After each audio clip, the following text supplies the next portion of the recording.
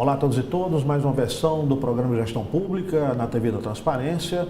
Hoje estamos com o tema Confederação do Equador do Ceará, que é o título da obra do professor Filomeno Moraes, que se encontra aqui conosco no estúdio. O professor Filomeno é doutor em Direito, livre-docente em Ciência Política pela UES, tem estágio pós-doutoral na Universidade de Valência, mestre em Ciência Política pelo UPERJ, bacharel em Direito e atualmente se encontra lecionando no Maranhão, na Universidade Federal do Maranhão, no curso de doutorado. Professor, é um prazer aqui recebê-lo aqui no estúdio da TV da Transparência para a gente discutir essa obra aí que era um trabalho que a gente precisava, né, nesse vazio aí dessa discussão. Muito obrigado pelo convite, em primeiro lugar. Recebi com muita satisfação e estou aqui. É um prazer reencontrá-lo e cumprimentar também a TV Transparência pelos seus programas e você especificamente por este programa que tem levado a um aprofundamento do debate acadêmico no nosso estado. Eu posso trazer aqui a imagem da sua obra para você falar um pouco da trajetória dela? Pode. Jonas, pode colocar aí para os nossos ouvintes a capa do livro do professor, A Confederação do Equador do Ceará, Constitucionalismo, Federalismo e Ação Política. Perfeitamente. Há uma continuidade histórica que vai do ano de 1817 a 1924, que foi praticamente uma década, né, ou 10 anos, atravessando a segunda e a terceira década do século XIX, a respeito de movimentos insurrecionais no Nordeste brasileiro. Na época ainda não se chamava de Nordeste, eram as chamadas províncias do Norte, que tinha Pernambuco como epicentro, por conta de ser a província mais economicamente, socialmente e politicamente desenvolvida, não é?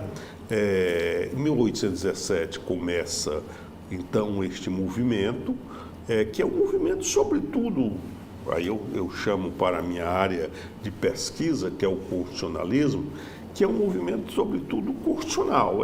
Ali estão as raízes do constitucionalismo brasileiro, né?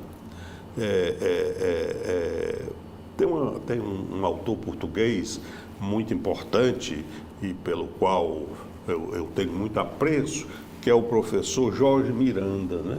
Perfeito. Foi um constitucionalista, um homem da história constitucional e foi inclusive deputado constituinte nos anos 70 em Portugal, porque ele diz uma coisa, né? O constitucionalismo brasileiro e o constitucionalismo português e, consequentemente, o constitucionalismo brasileiro advém da Revolução do Porto de 1820. Isso é só relativamente verdadeiro, né? Em 1817, os pernambucanos fizeram já um ensaio de Constituição. Tiveram uma chamada Lei Orgânica, que foi elaborada na sua minuta pelo então, que o pernambucano já o chamou, o fazedor de Constituições, que foi o Antônio Carlos Ribeiro de Andrada, irmão do José Bonifácio. O Antônio Carlos era um ouvidor em Olinda e se juntou ao movimento insurrecional, né, insatisfeito com a corte, com o reinado de Dom João VI naquele momento, né? E então aí estão as raízes do constitucionalismo brasileiro. 1824 reproduz de modo, né? Que lamentavelmente não aparece na historiografia, né? Tem um historiador pernambucano muito importante, que é o Evaldo Cabral de Melo, né? Eu vou aproveitar essa sua fala e já trazer aqui para os nossos ouvintes, na minha leitura que eu fiz da sua obra, me chamou bastante atenção essa fala aí que você traz do Evaldo Cabral de Melo. Do Evaldo Cabral de Melo, né? Isso, que ele diz lá o seguinte, ó, a fundação do Império é ainda hoje uma história contada exclusivamente do ponto de vista do Rio de Janeiro. À época, pelos publicistas que participaram do debate político da independência e, em seguida, pelos historiadores que repristinaram a versão original visando a maior glória da monarquia ou da unidade nacional? Perfeitamente. A visão hegemônica da independência é esta que ele chama, um tanto depreciativamente, a chamada visão saquarema. A visão saquarema, né? Aquela visão dos conservadores que da política brasileira e acabaram por tornar até dar uma certa condenação a estes movimentos aqui das províncias do norte, afirmando que eram movimentos separatistas, quando não eram movimentos separatistas, eram movimentos autonomistas.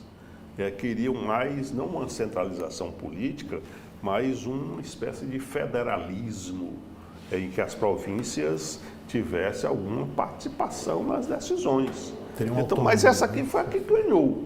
Então, o Evaldo escreveu um livro muito interessante, chamado A Outra Independência, né? E eu aproveitei, em 2022, a UFC lançou um concurso de monografia sobre a independência. E eu me atrevi a escrever. Foi uma obra que me deu muito prazer, mas tinha 3 meses para fazê-la, né? E deu um livro razoável, né? A UFC, eu acabei sendo o primeiro colocado. A UFC publicou, juntamente com outros livros sobre a independência, e eu chamei A Outra Independência a partir do Ceará. Porque, evidentemente, que é um diálogo com a obra do Evaldo, né? Mas para dizer que as províncias, Pernambuco foi muito importante, mas as outras províncias também, o Ceará, o Rio Grande do Norte, tiveram uma autonomia nas suas decisões e nos seus comportamentos. Na verdade, em 1817, a participação do Ceará foi muito exígua, né? Mas proclamou-se a República do Crato, que só durou 11 dias, né? A de Pernambuco durou mais, né? Mas depois veio a repressão, né?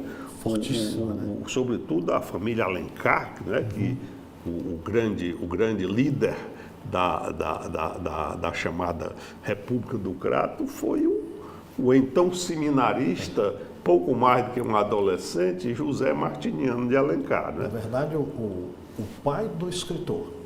Sim, o pai é o chamado senador Alencar, que seria um dos políticos mais importantes do Império, né? Foi senador do Império e um dos líderes do Partido Liberal, né? Mas aí a participação do Ceará foi pequena. Entretanto, em 24, pelo contrário, a participação do Ceará, aliás, podemos até dizer, os pernambucanos não gostarão disso, mas a confederação, não com este título de confederação, mas começa no Ceará, quando nos primeiros dias de janeiro de 1824, insatisfeita com a dissolução da Constituinte, né? Dom Pedro manda um militar e fechou a Constituinte. Então, insatisfeita, a Câmara de Quixeramobim proclamou a República e decretou a dinastia dos Braganças danada, né? Coisa. Então aí começou a coisa, né? Perfeito. Começou a coisa. Tem uma questão no seu trabalho que eu acho que é o que você enfrenta, né? Eu lendo seu livro e me lembrando aqui do Francisco Van Hagen, né? E o seu esforço em construir, né, uma história que é aquela que nos chega, né, e que educa, né, os brasileiros naquela visão em que eu tenho o herói português e o evento, né? Então a gente vai lá e ele mostra lá, tá aqui a independência, aí vem lá o Dom Pedro. Libertação dos escravos, aí vem a princesa, né? A princesa Isabel, ressaltando o vulto português. E o povo fica esquecido, né? Então o seu trabalho vem, eu acho que suprir uma deficiência enorme, porque a gente tem artigos e trabalhos ali, né, que são separados, que traz ali uma personalidade importante na formação, né, da história, na influência do constitucionalismo, né, e outras lutas, né, a luta contra a escravidão, né, quer dizer, isso vai para debaixo do tapete, né?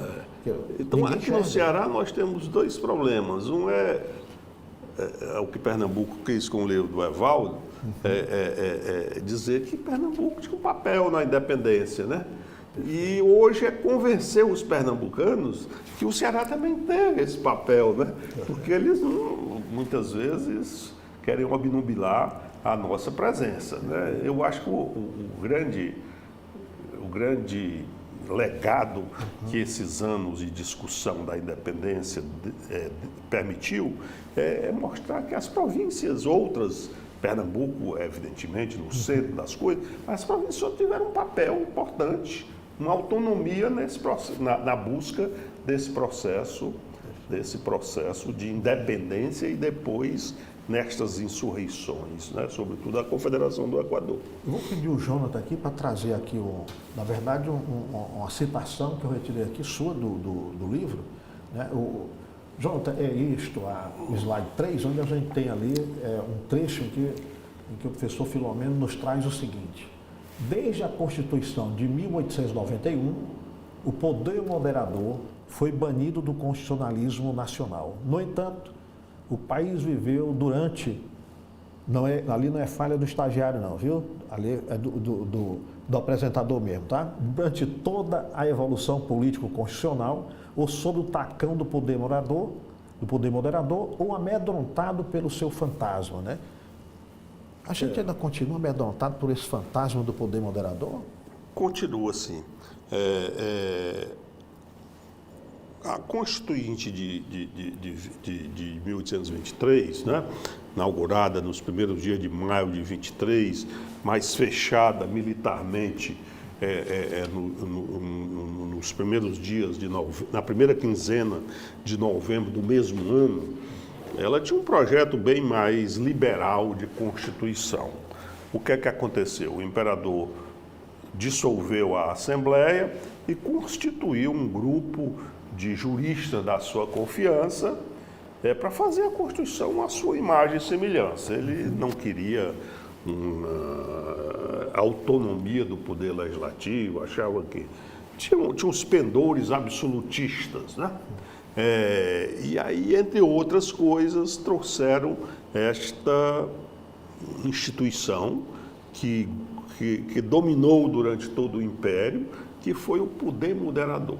Está lá no artigo da Constituição de 24, que o imperador zela pelo interesse da nação e o grande instrumento era o poder moderador. O que é o poder moderador? Veio de uma teoria de um constitucionalista, de um filósofo da política francês, chamado Benjamin Constant, né? Benjamin Constant, que foi um grande pensador da política, né? E o Benjamin Constant, falando sobre a França e para a França, dizia, uma monarquia, né? Dizia que havia 3 poderes, o executivo, o legislativo e o judiciário, mas devia ter também um poder moderador, que cabia ao rei, nos momentos de conflito político e institucional, moderar aquelas dificuldades. Mas o que é a ideia do Constituição é o seguinte: o rei reina, mas não governa. Aqui no Brasil aconteceu diferente, né? Um jurista do Império vai dizer: no Brasil, pela Constituição de 24, com a institucionalização do poder moderador, o rei reina, governa e administra. Então se tornou um ditador. Um ditador. Ainda bem que no segundo reinado, o ditador, que foi o Pedro II, era um ditador mais prudente, mais sábio, né?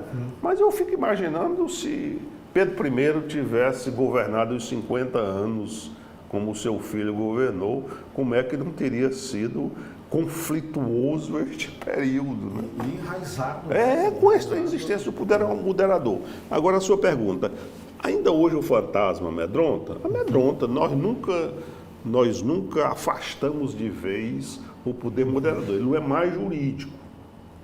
Não está mais na Constituição. 91 acabou com o poder moderador. Mas aí o que é que tinha? O poder moderador tem uma vertente sociológica. O poder moderador é das Forças Armadas, Depois, um certo ministro do Supremo, que ainda está lá, né, de indigna memória, saiu pelo Brasil dizendo que o Supremo era o detentor do poder moderador, quando não é, né?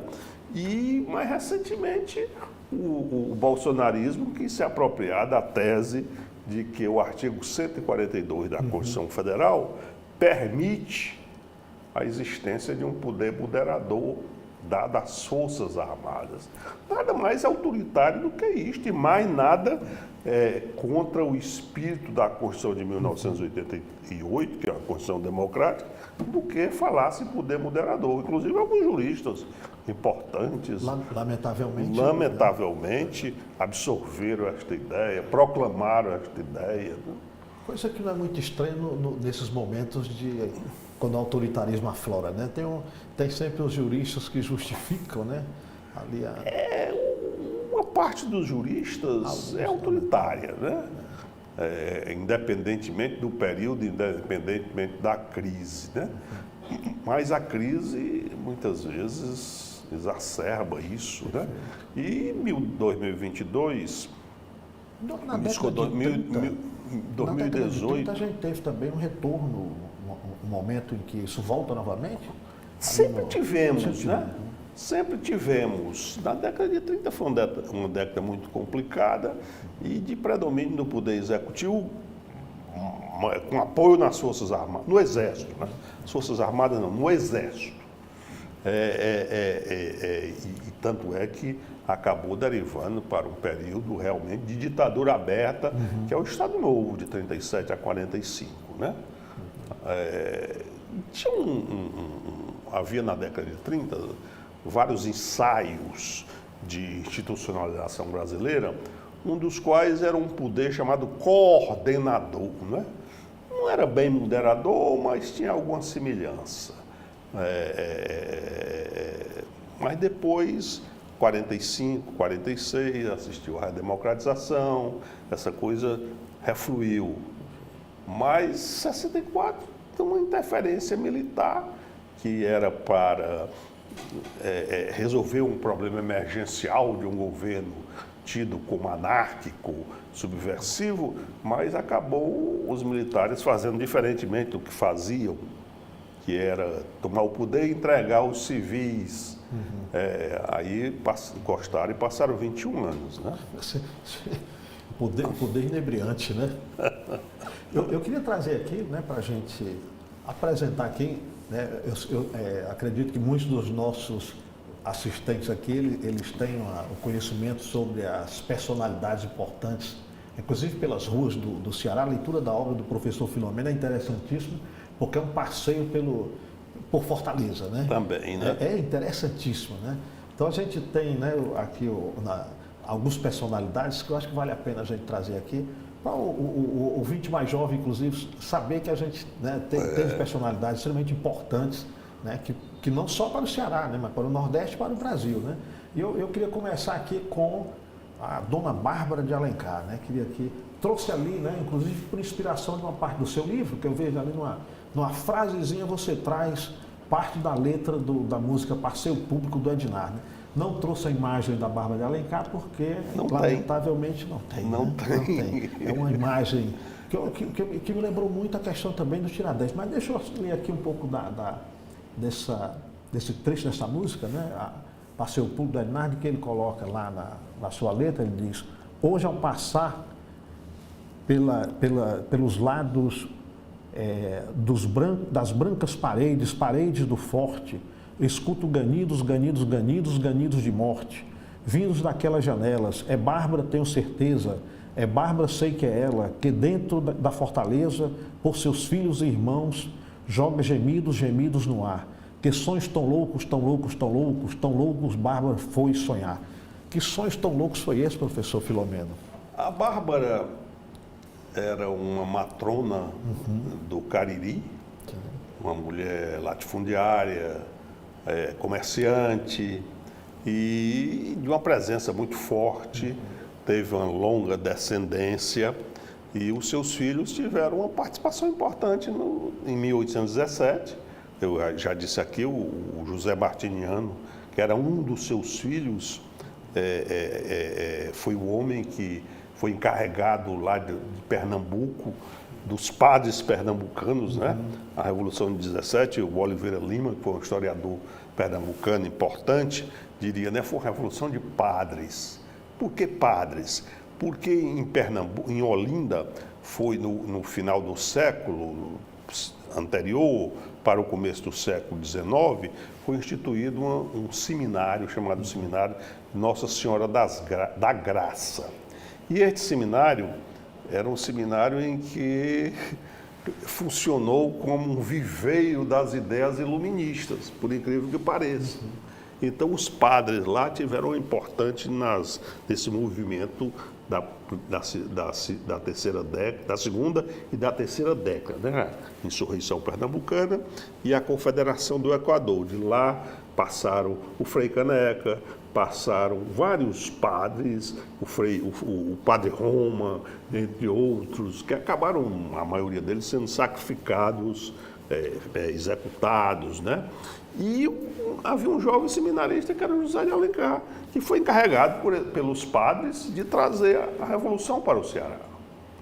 E chegando no Crato, empolgou a sua família, sobretudo a sua mãe, que é uma mulher que tinha uma formação republicana.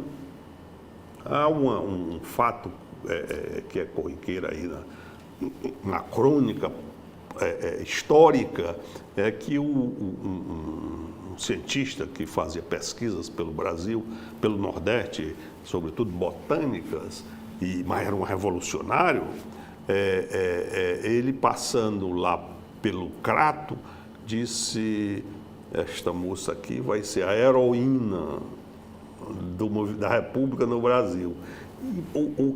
Ou seja, que a Bárbara tinha uma formação republicana. E essa formação certamente foi transmitida aos seus filhos. Os seus filhos se envolveram nestes movimentos. O José Martiniano, no primeiro momento, mas no segundo, mas também o seu filho, que se tornaria o mais famoso deles como homem, como alma revolucionária, foi o Tristão Gonçalves de Alencar, que depois incorporou, por conta do sentimento nativista, o nome de Araripe, né? Araripe. Naquele momento, várias personalidades adquiriram um nome que demonstrava de árvore, de acidente geográfico, de animal, que denotava o nativismo, né? Tristão Araripe, Padre Mororó, Pessoa Anta, e aí vai, né? Então a Bárbara teve esse papel. Eu me recordei agora de um seminário que nós tivemos em Pernambuco, comemorativo dos 200 anos da Confederação, em que uma pessoa lá disse que a Bárbara não teve papel nenhum nesses movimentos, né? Aliás, a historiografia cearense, ela é muito misógina. Não sei por que tem uma certa tendência a menosprezar ou a diminuir o papel da Bárbara, né? Há um historiador importante, eu preferia não dizer o nome. Mulher perseguida politicamente do Brasil. A primeira presa política, né? Então, para lhe dizer, tem um historiador que foi uma figura importante no Instituto do Ceará e tem uma obra historiográfica importante, né? Era um bom pesquisador. Geraldo Nobre? Não. Geraldo Nobre não, era outro, de formação militar. Ele dizia que a Bárbara, o único papel dela foi fazer o banquete comemorativo da República do Crato. Pelo contrário, né? Tanto é que passou 4 anos na prisão e etc, né? Mas essa música do Passeio Público, alguém disse lá no seminário que a Bárbara não tinha... A participação dela era mínima, era fugaz. Eu digo, não, isso não importa não, importa ela teve esse papel e foi reconhecida pelos cantadores de feira, pela música. Aí você tem a música do Ednardo, né? Que quer dizer, qual é a outra pessoa que tem uma música tão bela, dedicada a você, o seu papel revolucionário, né? Aliás, hoje, com tantos filmes que nós temos feito aqui, a partir do Ceará, né? Aí temos alguns, né, produtores de arte cinematográfica. Eu acho que está na hora de a gente olhar com mais carinho, né, para esse personagem importante do Brasil, né? Porque é a primeira, do Brasil, né, já entrou no livro dos heróis da pátria, né? Isso, né?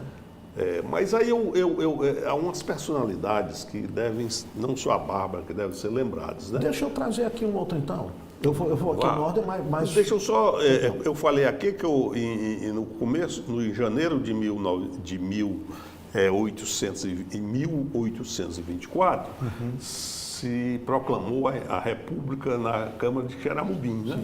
Mas a figura, o lume, o grande inspirador disso foi exatamente o padre Joaquim de Melo, Joaquim Inácio de Melo, depois acrescido de Mororó. Né?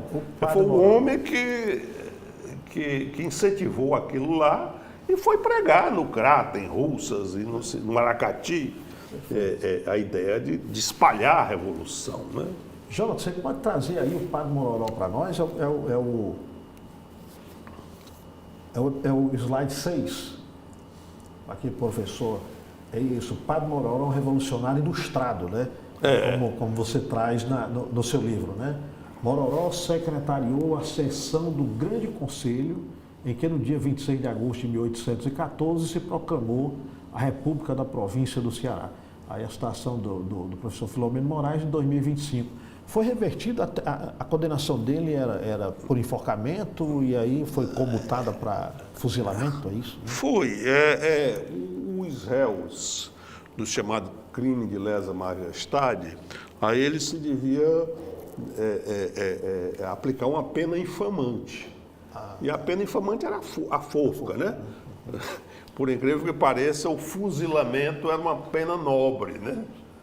Tá certo? Era aplicada aos militares. Mas aí, conjunturalmente, não havia quem quisesse proceder ao enforcamento. E os réus, os condenados que foram ao patíbulo, que são 5, né? Os 2 primeiros foi o padre Mororó e o Pessoa Anta, depois vieram o Carapinima, o Ibiapina e quem mais? E mais outro, e o Azevedo Bolão. Esses todos foram também fuzilados, porque não havia carrasco para fazer o enforcamento, né? E o padre tem uma coisa muito importante que deve ser ressaltada. Ele enfrentou o patíbulo com muita galhardia, com muita coragem. Inclusive, diz os cronistas, né? O seu amigo, o seu colega de infortúnio naquele dia, que era o Pessoa Anta, estava muito deprimido.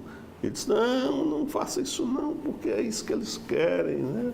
E aí foi assim, né? Foi um estoico, então.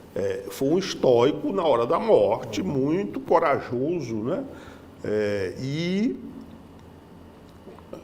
foi, por que eu digo o revolucionário ilustrado? Porque foi um daqueles homens lá de Pernambuco, estudou no seminário de Nossa Senhora da Graça. Conta-se que o bispo de então, um dia tratando com ele estava auxiliando o bispo lá nos escritos, e o bispo disse, este jovem vai se perder na primeira revolução que tiver. Mas não foi na primeira, mas foi na segunda, que é 24, né? Mas ele era um pregador, era um jurista, era um botânico e um grande pregador sacro, né? Sacro e político. E acabou sendo convocado pelo Tristão Gonçalves para secretariar o seu governo, né? Quando o Tristão foi escolhido presidente da província, né? E funcionou como secretário, inclusive na sessão do Grande Conselho, que proclamou decretou a República no Ceará e aderiu à Confederação iniciada em Pernambuco. Podemos trazer um outro personagem aqui? Podemos. Frei Caneca. Frei Caneca, é o slide 5, João? O Frei Caneca aqui, o professor chama no capítulo do seu livro o constitucionalista da Confederação do Equador, né? E aí tem uma frase também extraída do livro que a gente tem lá: quem bebe da minha caneca tem sede de liberdade. São os princípios aqui já do iluminismo que os padres traziam para... Que esse seminário disseminou. Perfeito. O Caneca foi inicialmente aluno do seminário e depois foi professor também, né? E teve um papel importante. Eu escrevi um artigo recente, As Vidas Paralelas, peguei o livro lá do historiador, né? E me inspirei. As Vidas Paralelas de Frei Caneca e Padre Mororó, né? Constitucionalistas da Confederação do Equador. Mas a grande diferença do Frei Caneca é que o Frei Caneca tem uma obra escrita que permaneceu. E o padre não, o padre pregava, seus sermões eram todos absolutamente eruditos e envolvidos com a causa da autonomia e da independência, né? Mas tem pouca coisa que sobrou dele, inclusive nem foto, né? Pois é. Não tem nem, quer dizer, foto na época não existia ainda, mas na época era muito comum se pintarem retratos, né? E o padre não tem essa coisa que aparece do Mororó aí e da Bárbara, são ficções, né? Artísticas, tá? A mesma coisa com o Tristão, não tem uma foto do Tristão, não tem uma imagem, uma foto não, é uma imagem do Tristão, um grande... Hoje, as primeiras coisas que os mandatários fazem é espalhar o seu retrato por todo lado, né? Toda a repartição pública. Que traz uma coisa importante, né, professor? A repressão, né, é tão forte que a gente assemelha aí também com Tiradentes, que é uma imagem construída, né? Não é real, né? Então é uma repressão que é aquela repressão que não vamos deixar para a história, né? A gente retira, né? Precisa ter aí são normalmente aí umas fantasias criadas, né? O Tiradentes ali meio com a imagem de Cristo, né? Aquela exagerou, né? Mas um artista pernambucano, agora durante as comemorações dos 200 anos, fez que seria um retrato do Frei Caneca muito realista, né? Está faltando quem faça esses retratos realistas também da Bárbara, do Tristão e do Mororó, né? Entre outros. Eu soube que teve aí um movimento para exumação do cadáver da Bárbara de Alencar, inclusive para reconstituir essa imagem, né? Uma tecnologia que tem aí, mas eu não sei eu não sei como seria possível, né? Ela está sepultada hoje num distrito do município de Campos Sales, né? Campos Sales, porque quando perseguida ela se refugiou numa fazenda no limite do Ceará com o Piauí e lá morreu, mas foi enterrada aqui neste lugar. Mas os 200 anos trouxeram uma certa assim, obrigação moral de se restabelecer esses marcos históricos. Mas vivemos tempos cada vez de menos respeito aos monumentos, as verdades históricas, etc, etc. Né? Eu queria que ele fizesse uma provocação aqui novamente agora com o senador José de Alencar.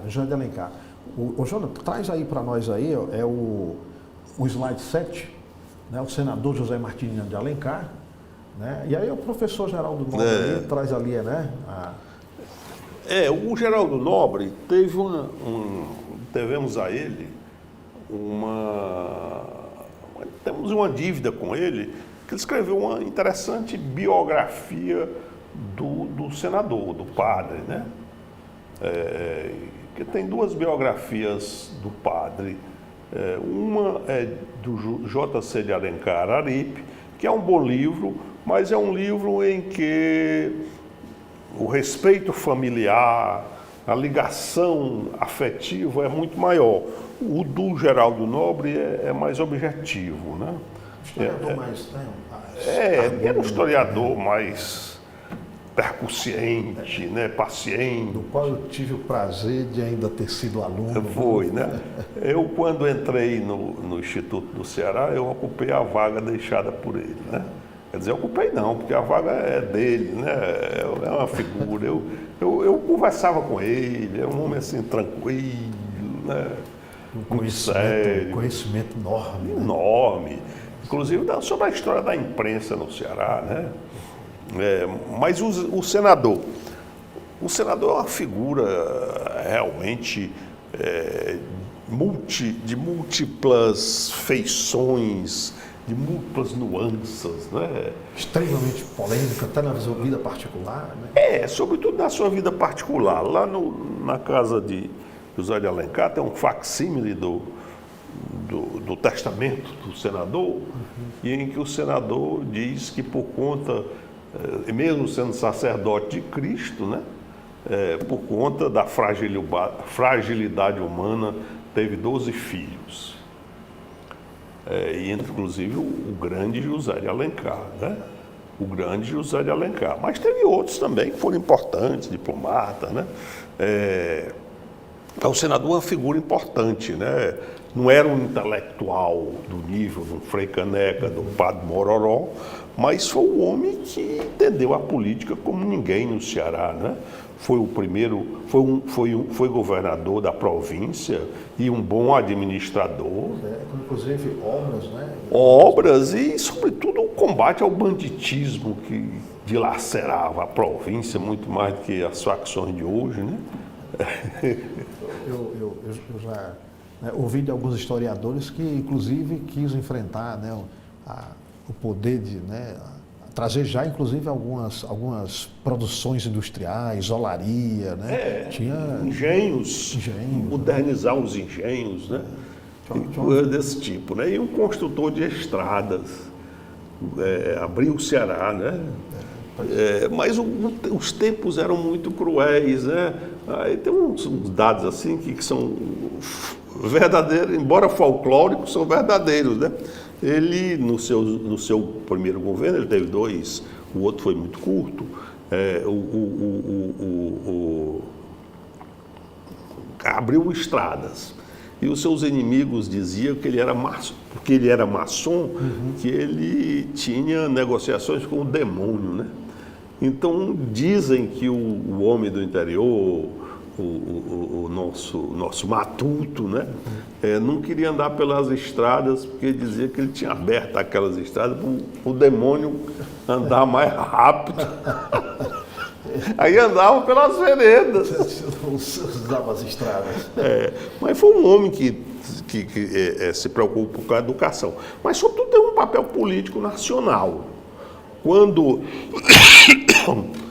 há um historiador brasileiro que morava em Portugal, que escreveu sobre os constituintes brasileiros na Assembleia Portuguesa de 1820, né? A Assembleia Constituinte. E foram vários deputados das províncias do Brasil e inclusive do Ceará. E o historiador diz, né? Chegou ali a fulano de tal do Ceará, o padre fulano e o José de Alencar. Mas a este ninguém igualava nos serviços à liberdade, né? Então ele já teve um papel importante lá, né? Embora muito novo, lá na Constituinte Portuguesa. E depois foi eleito para a Constituinte Brasileira, de 23, e lá teve importância, né? A gente consultando os anais os anais estão aí, inclusive na internet, né? Completos da Constituinte de 23, vê-se lá o papel do Alencar. E depois na construção da institucionalidade brasileira, no segundo reinado, né? Primeiramente na regência e depois no segundo reinado, um grande líder do Partido Liberal, né? durante um tempo foi isso, não é bom, mas foi assim, foi o dono da política cearense, né? Professor, espero a gente ter, né, aqui no nosso programa, conseguido aqui atrair as atenções, principalmente, né, do público mais jovem, né, que precisa conhecer, né, com maior profundidade. Lamentavelmente, né, algumas figuras, né, que você traz no seu livro e discorre aí, né, com requintes de detalhes, né, que vai da formação, a vida pessoal, o exercício dos cargos, né, que a gente tenha, né, essa compreensão. Porque, lamentavelmente, a gente não encontra isso nos livros de histórias que são, né, colocados aí para a nossa juventude. Lá do sul do país, né? A visão saquarema de que fala o Evaldo. Né? Você falou aí no início do Varhag, né? O Varhag tem lá num dos seus livros de história, ele diz explicitamente que o desejo dele era retirar completamente a insurreição de 1817 dos livros de história. Como é que o historiador pode dizer isso? Negar a história. Né? É um objetivo muito claro, né? De manter aí uma visão aí, né? De interesse de alguns, né? Lógico. E o que você faz essa conclamação, sobretudo aos jovens, e esta é uma agenda que está aberta, né? Por exemplo, não se conhece, não tem estudos praticamente, ou muito rarefeitos, sobre o papel das mulheres na Confederação. E tem, né? Tem uma carta famosa de mulheres de Quixeramobim ao padre Mororó, quando ele era o editor do Jornal da Confederação, que foi o primeiro jornal escrito do Ceará. Escrito, né? Antes teve jornais manuscritos. O primeiro jornal impresso, digamos assim. E ela lá conclamando o padre a fazer isso, atos de patriotismo, e se apelidavam com as mesmas características do Tristão, do padre Mororó, Maria não sei de que, Bogari, fulano de tal, beija-flor, não é? Uma coisa belíssima, né? O que denota que havia uma movimentação feminina e nada disso aí, que como a história comum quer dizer que as mulheres não tiveram papel, né? Outra coisa, o papel dos índios. Também é importante se pesquisar, e vários outros aspectos, né? Eu tentei aqui puxar a brasa para a minha área de pesquisa, que é o constitucionalismo, mas isso é apenas uma nuance, né? Tem outras. Mergulha um pouco pela ciência política, né? Também, sim, né? Isso não tem como. Né? Não tem como e nem devo. Né? Na verdade, eu não sou um historiador de formação universitária. Eu sou um professor de ciência política e que transita pela área do constitucionalismo, né? Que é um aspecto importante da ciência política. Professor, foi, né, assim, para nós aqui um enriquecimento, né? Acredito que os nossos ouvintes aqui vão se deliciar com as informações, né, que você nos trouxe, e fica o convite, né, para a leitura do trabalho. Vou pedir aqui, Jonathan, rapidinho, traz aí de novo o slide 1, né, para a leitura do livro A Confederação do Equador no Ceará, Constitucionalismo, Federalismo e Ação Política. É uma obra que vai tratar do constitucionalismo brasileiro aí, imperial, né, mas que traz aí esse olhar, né, aqui do que está fora da corte, né, esse olhar que vem aí do que hoje a gente poderia chamar periférico, né, que são o norte do Brasil, né. Então supre aí uma lacuna existente aí nesse debate, nessa discussão, né, que vem muito carregado aí de um olhar muito centralizado, né. Então para nós aqui, eu acredito que vai ser, né, assim, um trabalho que a gente vai poder divulgar aí para os jovens que inclusive queiram estudar aí para o Enem, não é isso? Para os pesquisadores universitários que estejam descobrindo objetos aí que sejam interessantes, inclusive para a gente, né, ter esse outro olhar sobre a história brasileira com uma riqueza, né, com essas personalidades aí que precisam ser resgatadas e ter mais visibilidade, né? Perfeitamente. Eu agradeço muito, professor, né, aqui em nome da TV da Transparência, a sua presença aqui e essa discussão para os nossos ouvintes. Muito, muito agradecido. Eu é que fico agradecido, fiquei muito honrado com o convite e agora fiquei muito satisfeito também com o diálogo que nós travamos aqui neste momento e estou às ordens para discussões posteriores. Que virão com certeza.